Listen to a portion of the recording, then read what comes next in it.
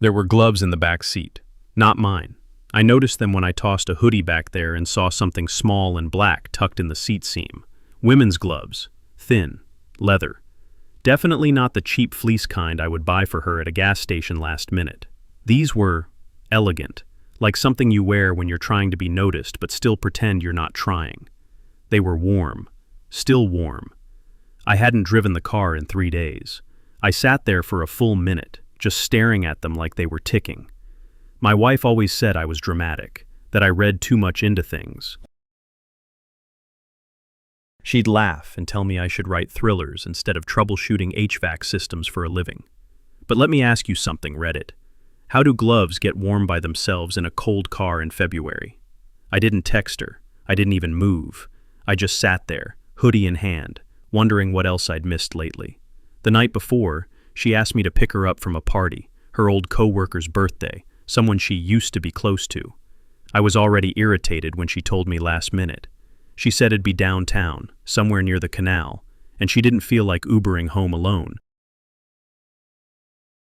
Be there at 11, she said, kissing my cheek like it was muscle memory, but I left at 9:55. No reason, I didn't plan it, I just got up and left like something pushed me. Something in the walls of the house maybe. Or maybe it was the gloves. Maybe they were already there and I didn't notice until now. Downtown was quiet. Street lamps flickered like they were shorting out. I parked 2 blocks away and walked the last stretch like a coward. The building she'd texted me wasn't what I expected. It wasn't some loud rooftop with music pulsing through the windows. It was this weird converted gallery space, industrial and sleek, tucked between a wine bar and a store that sold only light bulbs. I stood across the street, waiting, watching. 10 minutes passed, then 15. People came out in 2s and 3s, tipsy and loud. I looked for her. I looked for that coat I gave her last Christmas, the one she said she loved, but stopped wearing 2 weeks ago. And then, like bad timing in a bad dream, I saw her, with someone else. She wasn't drunk. She wasn't stumbling. She was smiling like she'd just told a joke. He was tall. His hand was on her lower back like it belonged there. She didn't pull away. Not even when he leaned in and said something that made her bite her lip. They turned the corner, not toward the main street, toward the parking lot. I stayed frozen on that sidewalk for 3 minutes, maybe 4, just long enough to realize I hadn't been breathing right. Then I walked back to the car, hoodie still in hand, gloves still on the seat. I didn't drive home. I waited. She texted at 10:58. You on your way? I texted back, 2 minutes out. I didn't mention the gloves. Not yet. When she opened the passenger door and slid into the seat, it took everything in me not to look at her hands.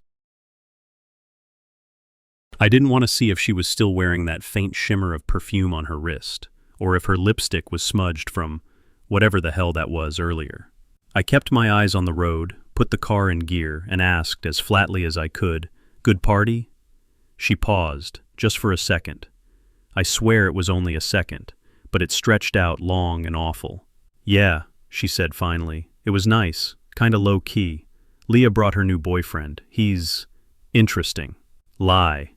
I didn't know who the guy outside the gallery was, but I was willing to bet good money his name wasn't Leah. I nodded, didn't speak. The only sound in the car was the turn signal. Click, click, click. It sounded louder than it should have, like it was mocking me. Then she did something that still messes with me even now. She reached over and gently placed her hand on my arm. Soft, like everything was fine, like nothing had happened. "Thanks for coming out so late," she said, her voice warm and familiar. "You're the best." I think I laughed. Not on purpose. It just escaped me. A strange, bitter huff of air. She pulled her hand back slowly. I could see her glance at me from the corner of my eye, trying to read me, like I was a puzzle she used to know how to solve. "Everything okay?" she asked. I kept my eyes on the road. "Yeah, just tired." We didn't talk much the rest of the way. She scrolled her phone. I watched the empty streets and wondered if it was possible to actually feel your heart shift. Not break, shift, like something mechanical, clicking out of place. You don't feel pain. You just know it's not working the way it used to. When we pulled into the driveway, she got out, stretched, and said she'd left her charger at Leah's. "I'll grab it another day," she said casually, unlocking the front door. She went inside. I stayed in the car. For a long time. Just me, the faint scent of her perfume, and the gloves. Still sitting there, quiet, unmoving. But not forgotten. I picked them up. They weren't cheap.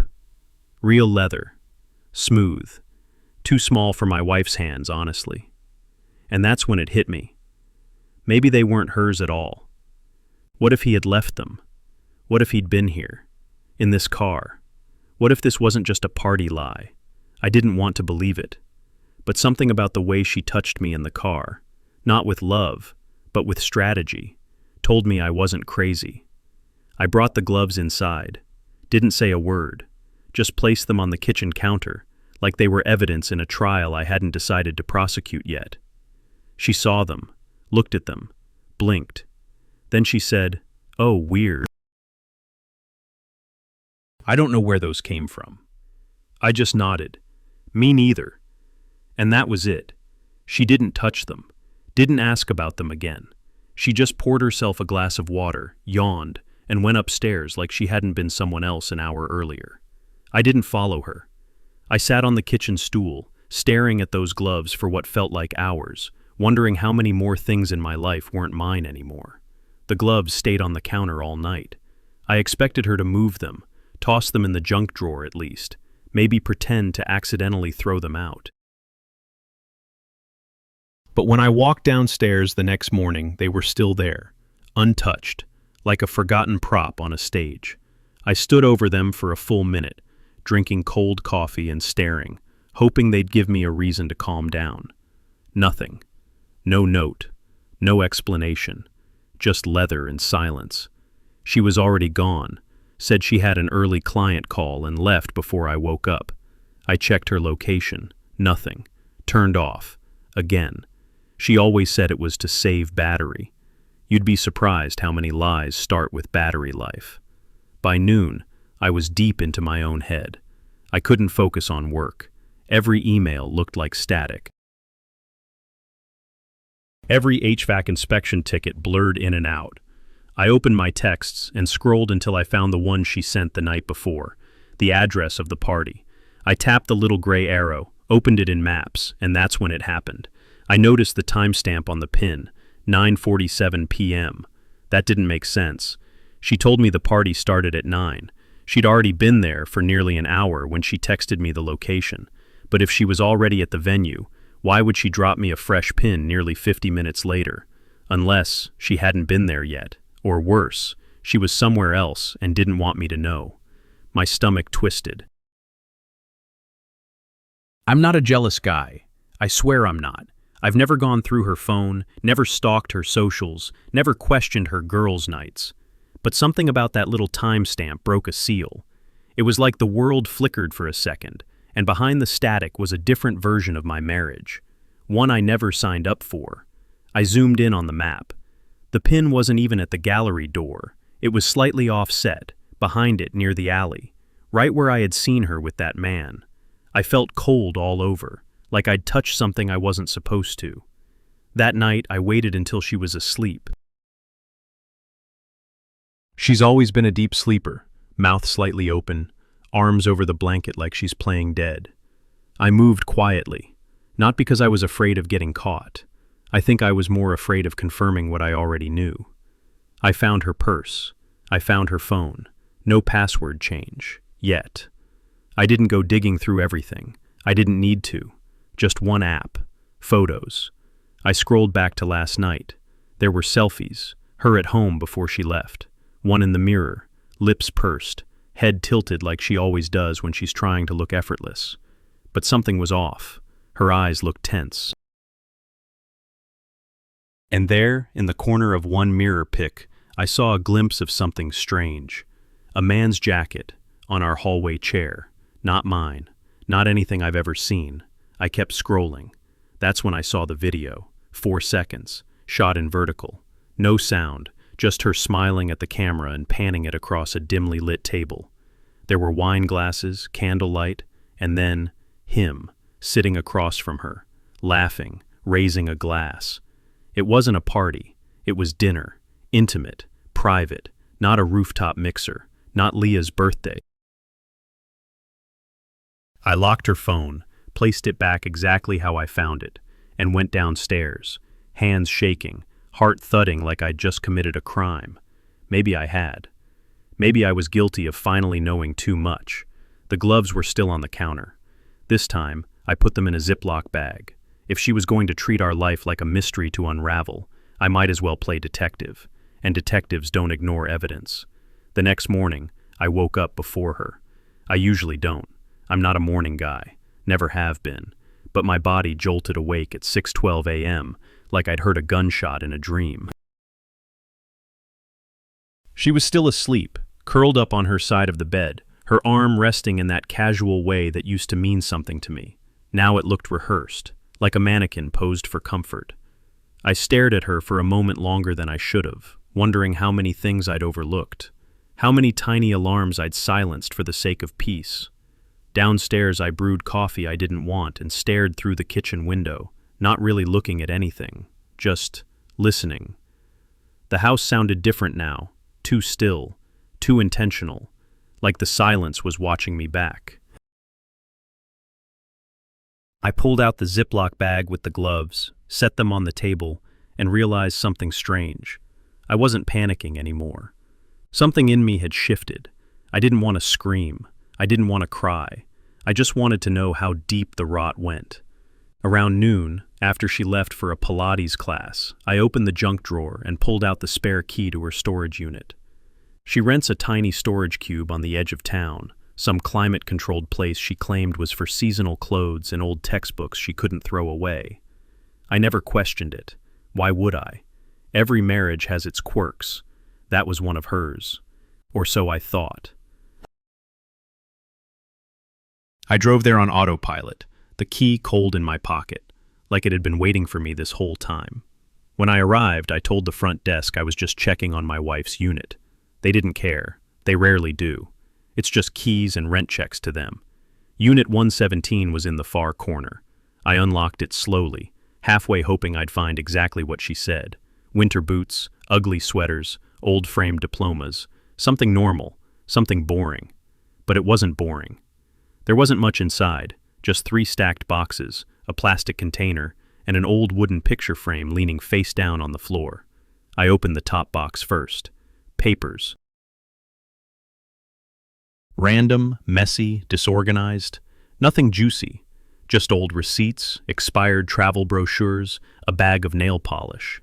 The second box had clothes, mostly hers, but one black hoodie wasn't hers. I knew because I recognized the logo, a gym near the canal where the party was supposedly held. I'd seen that same logo on the man's sleeve in her dinner video, the one she hadn't deleted, the one she'd probably forgotten about. My heart started pounding again. I opened the last container, and that's when I stopped breathing. There were photos, dozens of them. Not of us, not of our wedding, not of family, just her and him, the same man from the alley. At restaurants, in cars, one at a hotel balcony, one where she's holding his face like it belongs to her.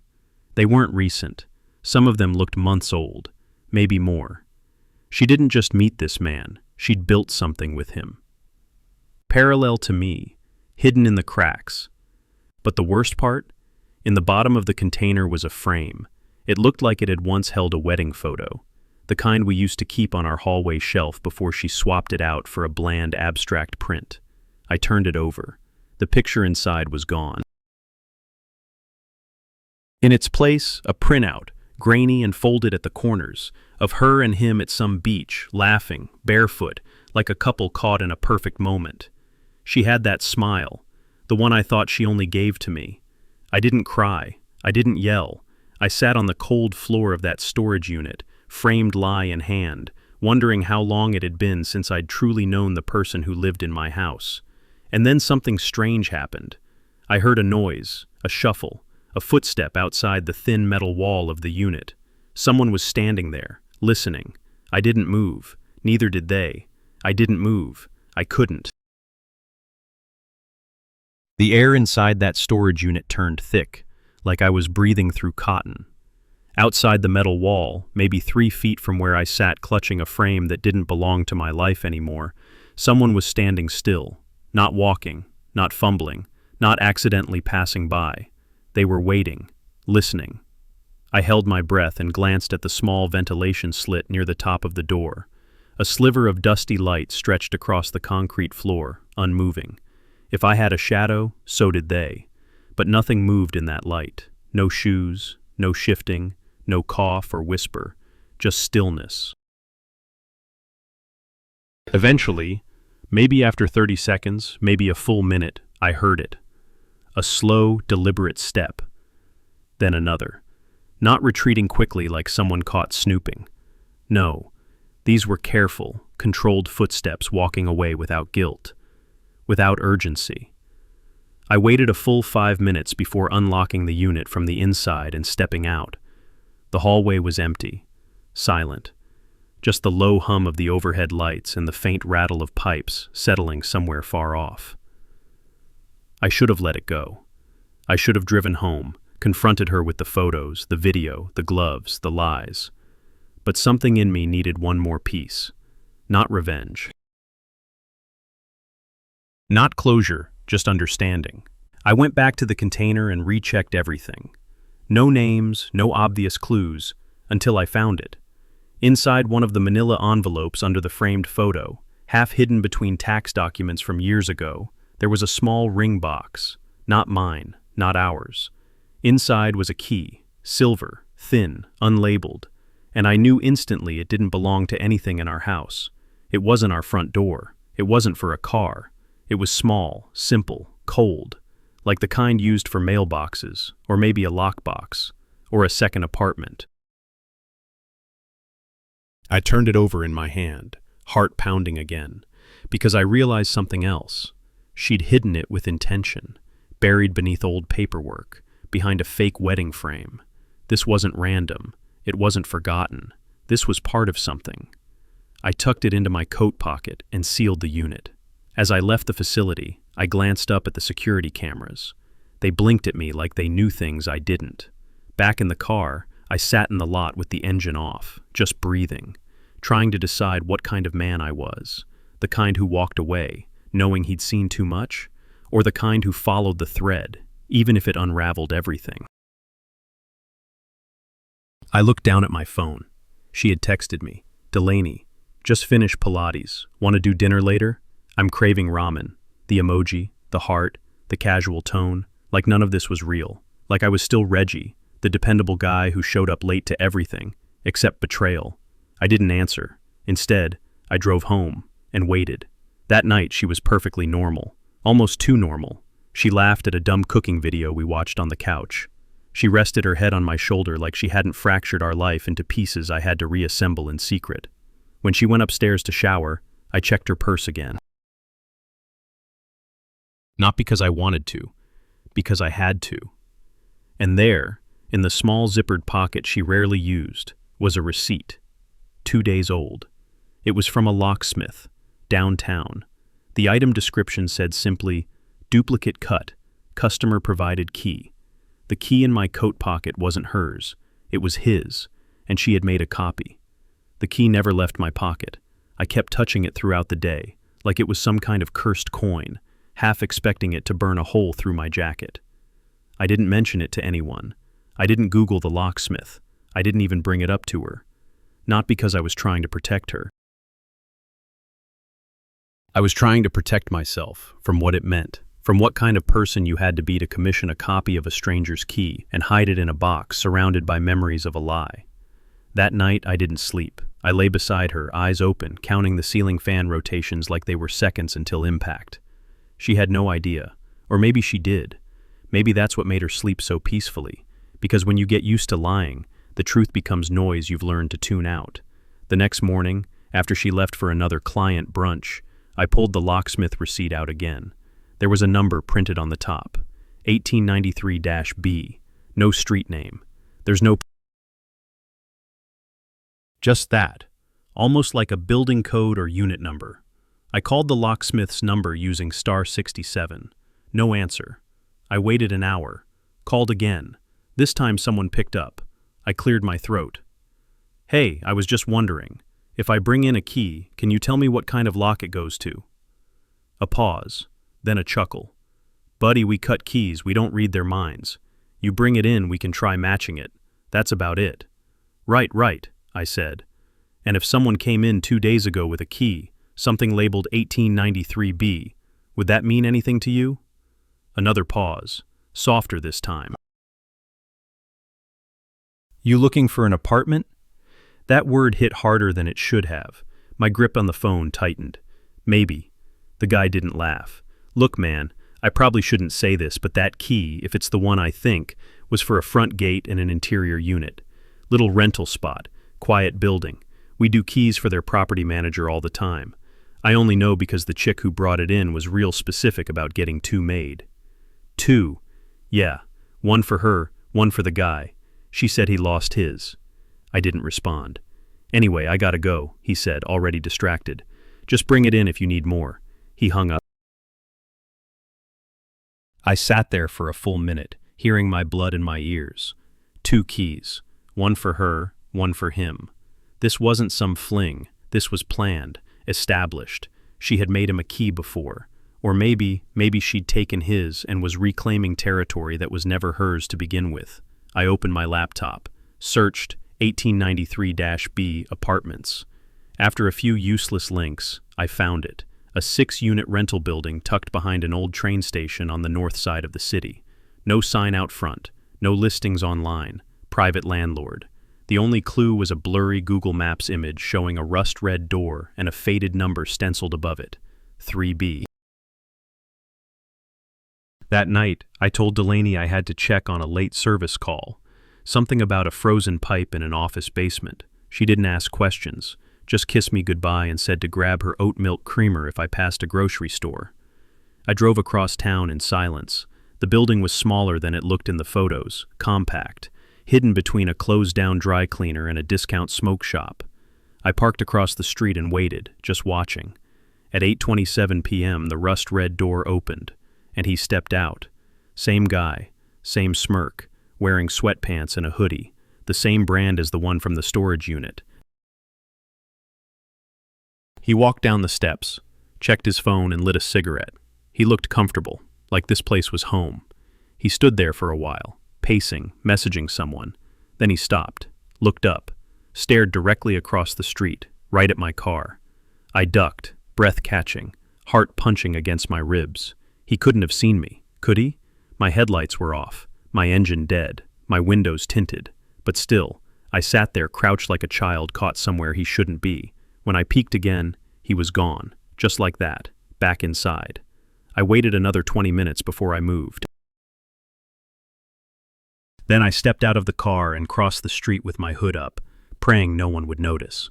I walked up to the front gate, slid the silver key into the lock, and it turned like it had known me all along. Inside, the hallway smelled like dust and something artificial. I climbed 2 flights of creaking stairs until I stood in front of a black door labeled 3B. I didn't knock. I didn't open it. I just stood there, listening. From inside, I heard faint music, jazz maybe, a clink of glass, movement, and then, unmistakably, her laugh. Not the one she uses when we're around company, the real one, the one she used to give only to me. I didn't knock, not because I was afraid of being caught, but because I wasn't ready to hear what might be waiting on the other side of that door. Her voice, soft, familiar, stripped of all the daily performative polish, broke me in ways I wasn't prepared for. I just stood there like an idiot, a man frozen 2 inches from his own extinction, listening to his wife laugh in another man's air. I stayed like that for maybe 5 minutes, maybe more, long enough for the details around me to become unnervingly clear. A scratch on the 3B placard, probably from a key, a muddy footprint just off-center on the welcome mat. A broken light above the stairwell, blinking on and off at an irregular rhythm. None of it should have mattered, but it all did. When your world fractures, even the dust starts looking like evidence. Eventually I turned and left, slowly, quietly. I didn't run. I didn't slam any doors. I just walked down those stairs and out into the night. No idea what the hell I was supposed to do next. I sat in my car again, staring at the building, gripping the steering wheel so tight my knuckles turned white. I thought about barging in, kicking the door down, screaming her name just to see what face she'd make when she saw mine. But something stopped me. It wasn't fear, it was patience. I realized something dangerous in that moment. I didn't want justice anymore. I wanted truth. The slow, invasive kind that can't be denied or rewritten or explained away with soft apologies and gaslighting.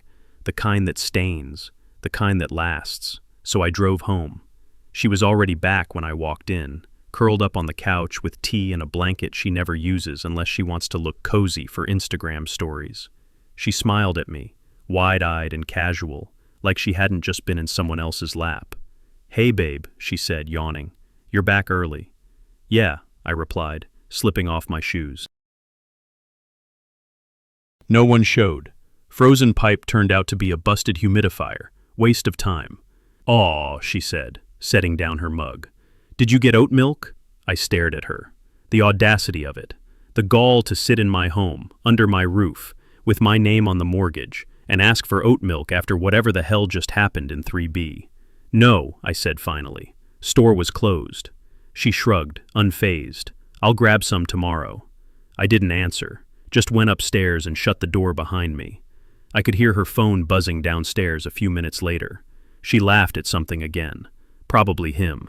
That night I couldn't sleep. Again. So I did something I told myself I wouldn't. I opened her laptop. It wasn't out of spite. It was strategy. She used the same 2 passwords for everything. One for social media, one for work. I knew both. Not because I spied. Because we used to be close. We used to be real. I guess the work one got in on the first try. The screen lit up with her desktop. Folders labeled with random shorthand. Q4 client list. Do not delete. Ideas 2022. Keep. And one strange one that caught my eye. Plum. Just that. No context. Inside were 3 files. One was a blank doc. The second was a spreadsheet with nothing but dates and initials, all last year.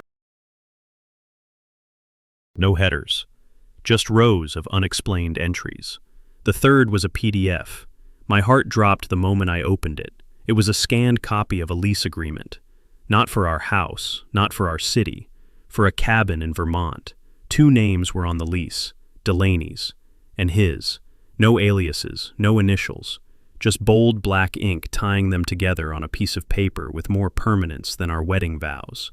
The lease was dated 9 months ago. I read it again, and again. Then I closed the laptop, stared at the ceiling, and realized something horrific. This wasn't a side relationship.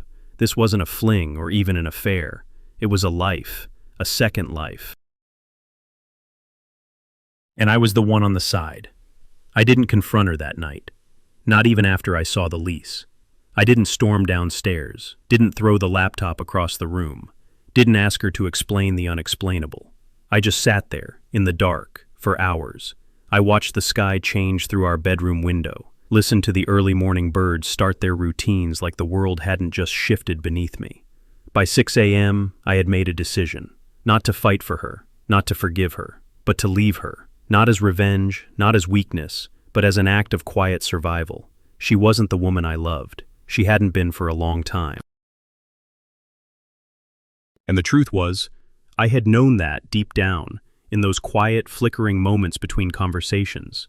I had just kept choosing not to see it, because I was scared of what life looked like without her, but not anymore. That morning, while she slept in the next room, I made coffee, fed Glenn, who looked at me like he knew something had shifted too, and opened my laptop. I started searching for apartments, not forever homes, just a place to breathe. By 10 a.m., I had sent in a rental application for a modest 1-bedroom apartment across town. No frills, just a place with a working lock and clean floors and no ghosts. I started packing that day, casually, quietly, like I was going on a long trip. She didn't notice, or didn't want to. She was too busy planning a spa weekend with a friend I'd never heard of. 2 days later, I left. No fireworks, no drama. I left her a letter on the kitchen counter. Just 1 page. I didn't list everything I knew. I didn't scream through ink. I simply wrote this. You built something behind my back, and you let it live longer than what we built together. I'm not angry anymore, just done. I hope he gives you everything you gave up to be with him. But more than that, I hope I never forget how it feels to walk away when my dignity's still intact. Please don't contact me. Not now, not ever. Let this be the one thing we leave clean. Then I drove to my new apartment with nothing but my clothes, my dog, and my sanity slowly stitching itself back together. And here's the strange part, the part I didn't expect. I felt good, like breathing clean air after months of inhaling smoke, like waking up from a nightmare and realizing the door was never locked. I just hadn't reached for the handle. It's been 6 months since I left. I changed my number, blocked her on everything. I don't check her social media. I don't ask mutual friends about her. I don't care who she ended up with. If he's still around, they deserve each other. I've started reading again, not doom scrolling, real books. I cook more. I learned how to make decent risotto, which is hilarious because for years I thought I hated cooking. I spend weekends hiking with Glenn, and I've even started going to therapy. Not because I'm broken, but because I don't want to carry this forward into whatever comes next. And yeah, something will come next. Maybe not soon, maybe not romantic, but I'll be ready when it does, because I know who I am now. I'm not the man in the driveway waiting for a lie to climb into his car.